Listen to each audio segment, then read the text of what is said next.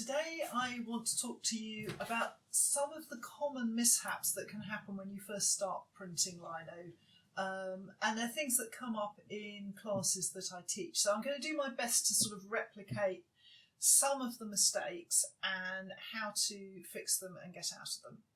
So I've got a block here from my Buck series that I'm going to use, and I'm just going to use kind of economy stuff and some water-based inks so that you can see some of the common problems that can happen. So I have my ink here, and some out.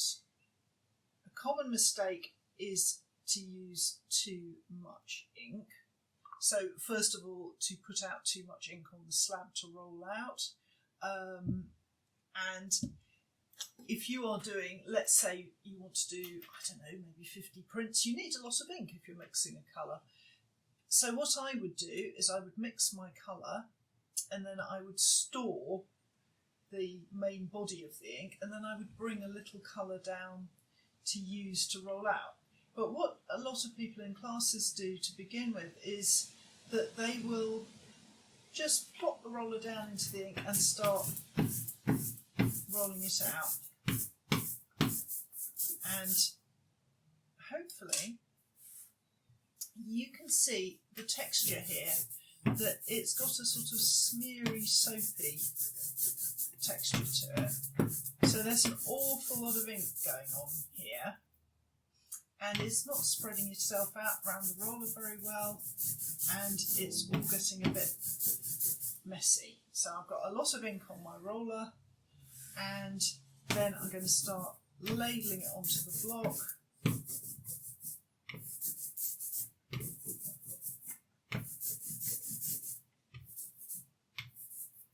And working my way around it.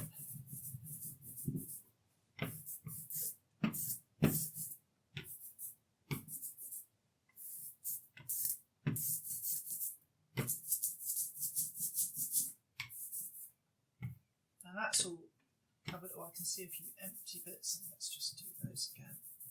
There we go. So I've now got my block inked, and I'm going to take a print off that. So basically we started with too much ink here, and it's all been rolled out back and forth like this in a small area, and then I've just popped it on my block, and that looks pretty well covered to me, so it can go in to be ready to print. So I'm going to put that down and take a print.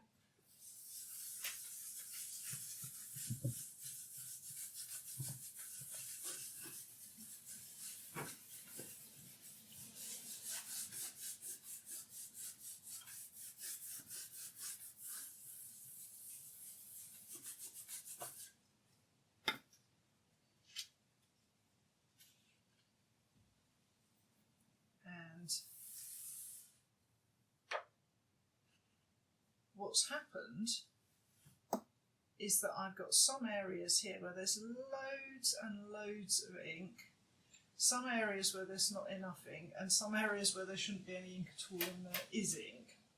So rolling it out, there's too much. I haven't rolled it out properly, I haven't applied it to the lino properly, and when I take my print, this is the result. Now it's not good, so I'm going to show you how I would roll out ink to correct that. I've had a little bit of a reset and cleaned everything off, and now I'm going to try and ink this up so that it's a nice, even, cohesive layer. So to start with, I'm not going to plop my roller right down into the middle of the ink. What I'm going to do is edge it up to where the ink is and pull ink down so that I can control the amount of ink I have. And I hope you can hear that thumping. That's me lifting the roller, because as I lift the roller, it moves the roller around. If you just push the roller back and forth like that, the roller's not spinning, and it's very hard for the ink to be evenly distributed across the roller. So I'm just going to move it and take my time rolling out the ink. Now this is especially important if you use oil-based and oil-based safe wash ink, because the more you work it, the more cohesive and smooth it will be, especially in cold weather.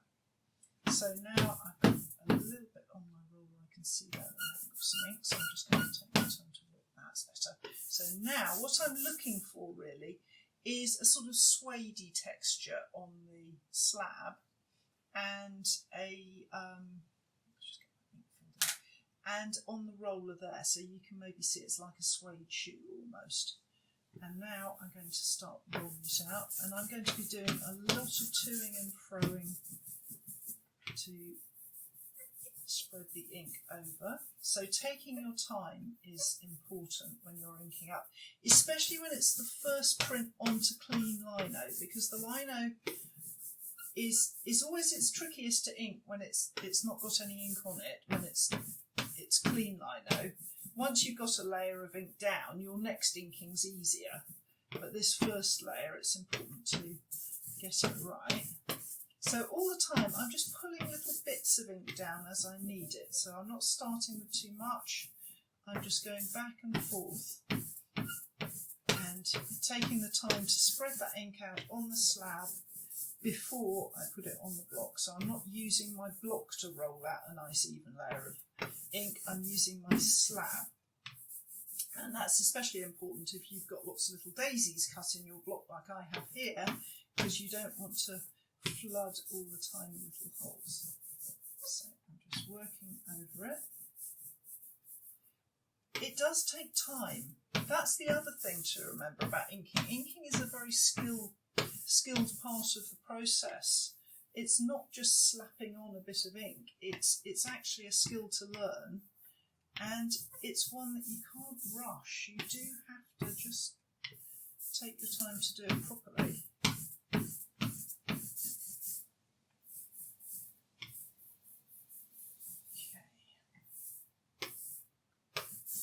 Now we're getting somewhere, and you see how I'm working the roller from different angles over the block? That's to make sure that I fill in any little bits that aren't getting good coverage.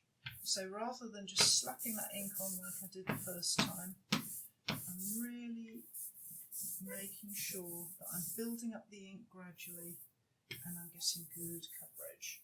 And I want to make sure that I'm catching down the edges as well. So I'm just going to make sure that those edges are caught down.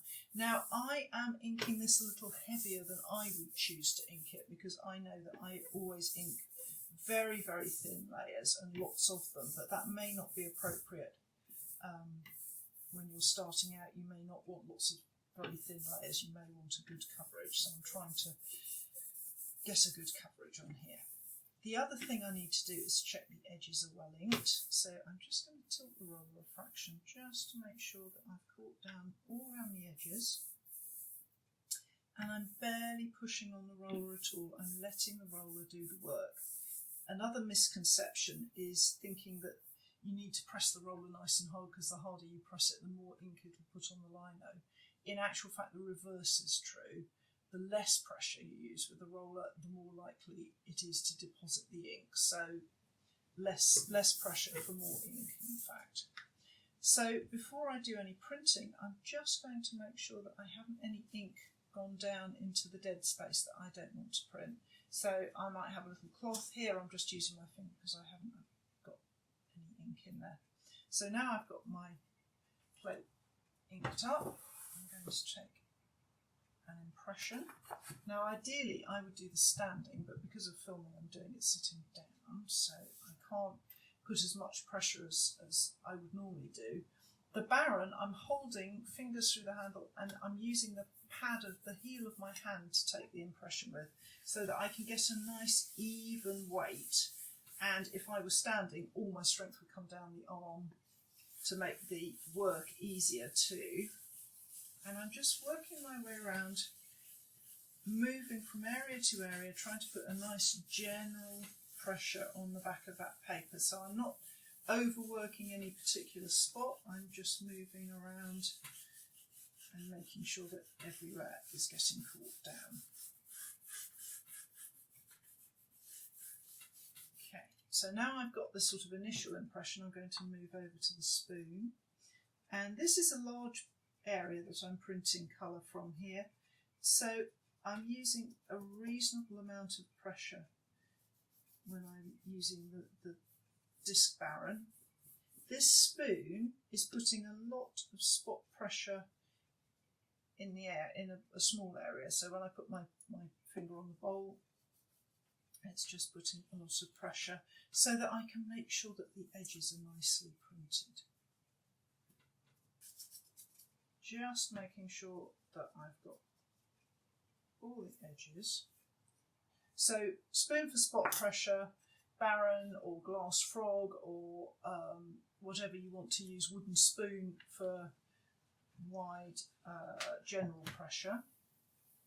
So if I peel that back, you can see just by, let me put them side by side. Now, I have to say that one is much heavier inked than I would do myself, but if you want a sort of cohesive layer that's still not flooding any of the little daisies, then that's how I would do it. And you can see much more effective than that kind of splodgy in some parts, random in other bits of inking. And we've got a nice clean area here with no dirty bits in the dead space.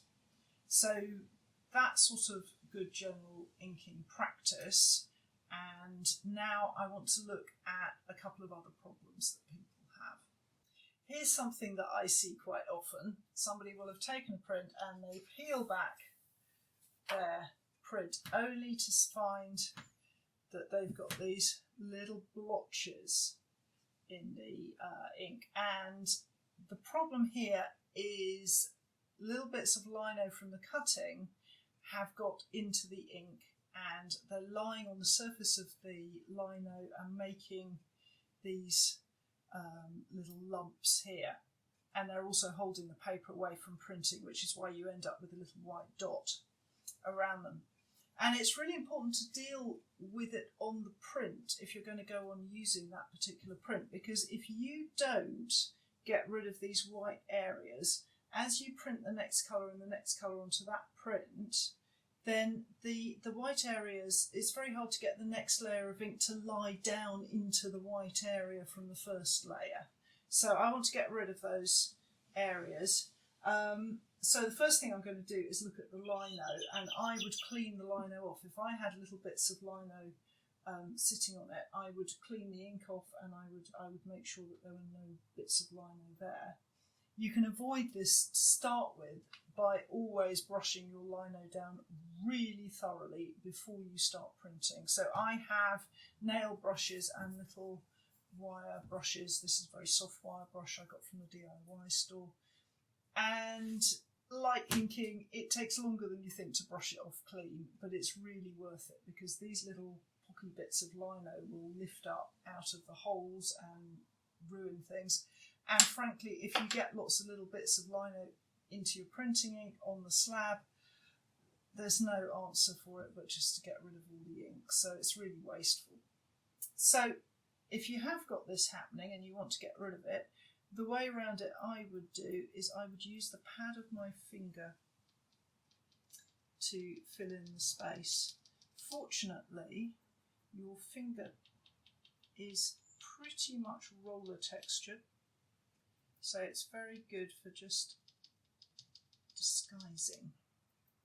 So if you have little bits that you want to fill in, then pad of the finger and just get in there and get rid of any bits. So here, it's not perfect, you can see them, but if there's another layer of ink going on, that saved that print. The ink will go over the top of that and you won't see it. So you can repair it, but good practice, always wipe and brush your lino before you start printing. Here we have some under inking. Now this could be two things. This could be not enough pressure, and it could just be not putting enough ink on the block. So what I usually say to students is that check you've put enough pressure on. I watch students when they are taking their lino cut by hand. Now the pressure you need is very dependent on the type of paper you're using, the type of ink you're using, and how big your block is. The more flat space you have to print, the more pressure you're going to need. And that's true in a press and also if you're printing by hand. So the finer the detail area, the less pressure you want to put on the lino to get a good print. So here I am just checking that we have put enough pressure on it. So I would make the student check the pressure and see. So how are we doing? So I can see, you know, there's enough pressure on there, but we've still not got enough inking going on. Now, if that happens to you, there's nothing wrong with a bit of double inking. So I'm going to pop that out. And I'm just going to add another layer. So it's almost, I would rather have students under ink and have to pop another layer of ink on than put too much ink on to start with and ruin the print by over inking. So I often double ink when I'm building up an image myself for textural purposes, or to add a shading, or to drop a bit of colour in. So I quite often use the lino for several layers of ink without cutting in between. But it's also true if you're under inking and you think, oh no, I should have put more ink on, then just have another layer. So I'm just going to pop that in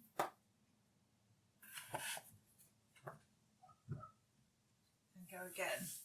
But this time, I want to see if I can show you. I'm going to do one area where I'm going to just put ordinary pressure on so that you can see how a double inking works and how it allows you to just sort of build up the ink to a sensible level. And then I'm going to try and see if I can make another error here. It's always very hard to sort of make mistakes when intentionally. Very, very easy to do it when you don't want to, but a little bit harder for a demonstration. Okay, so no. What I can show you is how that second inking is helping a great deal. That little bit in the middle. What I wanted to show you was uneven pressure, but I'm going to have a go at a different one to show you that, as this isn't showing it. So I'm just going to pop that back down. You see I've got this little bit here that's not inking. That's where the spoon is useful, because I can actually get in there and go back with my spoon and just get rid of that little bald area there. Okay. So I'm going to have another bash at this uneven inking next. So there we have it. You've improved the coverage no end just by putting a couple of layers of ink on. So 2 thin layers better than 1 overly thick layer. To make sure that I can show you the next mistake, I've actually changed my tool and I'm using a bamboo barrel, and I'll explain about that in a second. So what can happen, just finish taking the impression, is sometimes you get, and I hope you can see this, very uneven pressure, so almost like scribble marks appearing on the, rather than a flat even coat of ink, you've actually got like textured scribble appearing. So this can be one of 2 things. It's either to do with the tools or the way you're holding them. So when you hold a Baron, as I said before, make sure you hold it so that you are using the flat of your hand. When you get lines appearing, what can happen is that if you are holding it unevenly, you put more pressure at the edge of the tool than on the flat of the tool. So as you're printing, you are drawing lines with pressure into your print. So if you want a nice flat impression, always hold your Baron so that it's the heel of the hand doing the work. If you're using a wooden spoon or similar, just watch that you're not literally drawing lines into your print with that. And the other thing that can happen is it can actually be your tools. If you use, like I do with Barons, I use traditional bamboo Barons, and when they're new and they've got a new cover on like this one, the bamboo is ridgy and it takes a while to go smooth, so you actually have to work it for a bit to smooth it out. This one is new and it's ridgy, which is why I've resorted to using it to simulate this problem, but it will go smooth. However, if you use a Baron with a bamboo skin, you can get bits of fluff, especially if it's a cheap Baron that's got cardboard inside. You can actually get little bits of fluff or bits of grit going under the bamboo, and then they'll make a little raised part. So of course when you rub it, you're drawing with that little raised part on the print. So check your Baron for any lumps and that it's printing nice and smoothly. So that's something that you can resolve either by holding your tool very flat or by checking your Baron hasn't any lumps and is smooth and ready to use. The final glitch I want to talk to you is actually a couple of things. One is applicable only to water-based ink, and that is when the ink actually gets too dry and it starts to pull at the paper. I've been sitting here waiting for this to dry in the hopes that it would pull at the paper and show you, so fingers crossed that works. But with water-based ink, especially in the summer, the ink can actually get quite tacky. When it's rolled out thin and you've rolled it on the block, if you aren't reasonably quick about taking a print, the ink can get tacky and it can actually stick the paper to the block. So you need to be prompt, don't hang about. If you like to spend ages thinking about stuff, then go with oil-based ink and you won't have this issue, because the drying times for oil-based ink are so much slower. So water-based ink, it can dry out, especially on a hot day. There are products on the market to keep water-based inks open longer. I think there are several versions. The one that I know and the one I've talked about before is Cranfield make a drying retarder. They do it for their water-based lino inks, which they're discontinuing the water-based lino inks, but I know they're keeping the drying retarder. They use it for silkscreen inks as well, I think. So drying retarder, add about 3% to the ink, will keep your inks open for longer. So, but don't dither when you've rolled them out. So here I've got some, and you can see it's really tugging at the paper. But there's also another issue when you come to take the paper off your lino, and that's creasing the paper or damaging the paper as you remove it. Now, what I do is when I take the paper off, I take it from both ends and I peel it back really carefully. If you peel up from one corner, it's awfully easy to start putting a crease in the paper, and once you've cracked or creased the paper, then it can ruin the print. So when you stick that back down, I'm really hoping this is going to stick, I'm not sure if it will. When you lift it, just take your time, lift it from both ends to take it off, and hopefully you can see that starting to get really sticky, to remove it, and that way you won't crack or crease the paper.